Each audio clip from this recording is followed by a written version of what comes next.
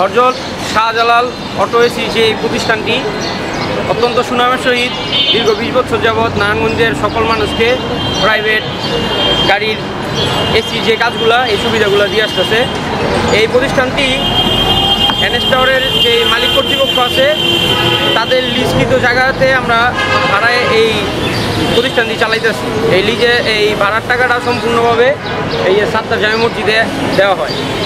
তো 5 তারিখের পর থেকে কিছু দুষ্কৃতিকারী বিএনপির নামধারী নেতা তারা আইসা এই গ্যারেজকে দখল করার জন্য উঠা পড়া লাগছে, প্লাস তারা আইসা চাঁদা দাবি করতেছে।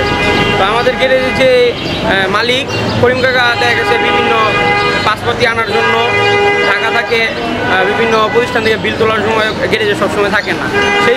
সেই সময়টাকে টার্গেট কইরা ওই লোকজন আইসা, যে লোকটা বেশি আছে তার নাম হচ্ছে সেলিম, উনি আইসা 10-15 জন ছেলেপেলে নিয়ে আইসা তাদের 2-3টা এই লাঠি বন্ধ ছিল, আইসা আমরা যারা গ্যারেজে থাকি তাদেরকে ঠেট করতেছে যে এখানে চাঁদা দিতে হইব, আর না হলে কালকে থেকে গ্যারেজ খুলবি না, এই গ্যারেজ আমরা জানায় খুলবি। আর ইট বালু সিমেন্ট এগুলো রাখা গেছে প্রায় দীর্ঘ 1 মাস যাবৎ, ওনারা এখানে ব্যারিকেড দিয়ে দিব। হ্যাঁ, তো আমরা তো এনএস টাওয়ারের মালিক যারা আছে তাদের সাথে সমন্বয় করে আমরা কথা বলছি যে আপনাদের যদি এখানে নিতে হয় তাহলে মালিক পক্ষের সাথে কথা বলেন, আপনারা কেন আমাদের বিরক্ত করেন। আর এনএস টাওয়ারের এই যে জায়গাটা খালি, তো তারা শুধু রেখা দেন। এটা কুরবানির সময় গরু রাখা হয়, তারপরে এই এনএস টাওয়ারে 700 পরিবার থাকে, এই পরিবারের বিভিন্ন অনুষ্ঠানের সময় এই জায়গা ব্যবহার করা হয়। মসজিদে যখন নামাজ পড়তে হয় অনেক মুসল্লি আসে, দূর দূরান্ত থেকে মুসল্লি আসে গাড়ি নিয়ে, তখন এই গাড়ি কোথায় পার্কিং করবো, তখন এই জায়গায় পার্কিং করা হয়।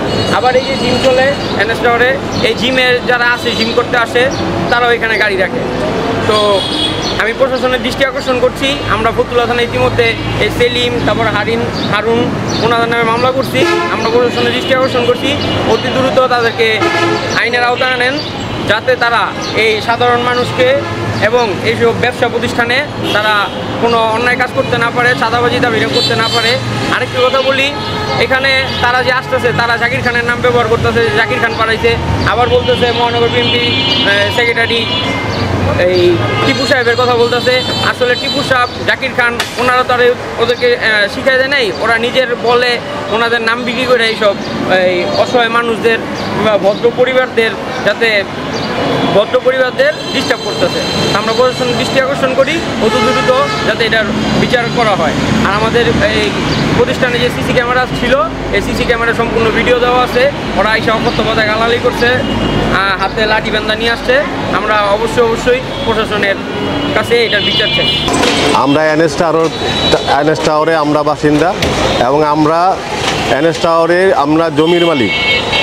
এই বিল্ডিং করার সময় তখন এই জায়গাটা এনএস টাওয়ার থেকে লিজ নেওয়া হয় কাজের সুবিধার্থে, এবং এই বিল্ডিংয়ের 125টা ফ্ল্যাট, এই 125টা ফ্ল্যাট প্রতি মাসেই বাসা চেঞ্জ হয়।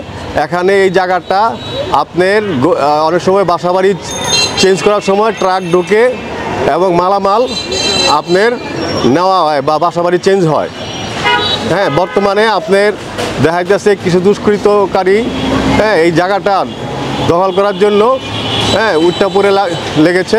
তারা প্রতিদিনই আয়সা হুমকি ধমকি দিয়ে যাচ্ছে।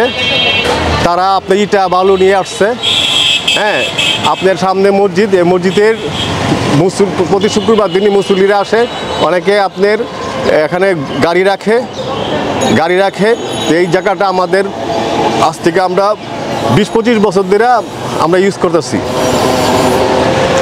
আমাদের মসজিদ তরফ থেকে আমরা করিমকে ভাড়া দিছি, জাস্ট করিম এখানে আছে, করিমকে আর প্রতিদিনে এসে হুমকি ধমকি দিচ্ছে।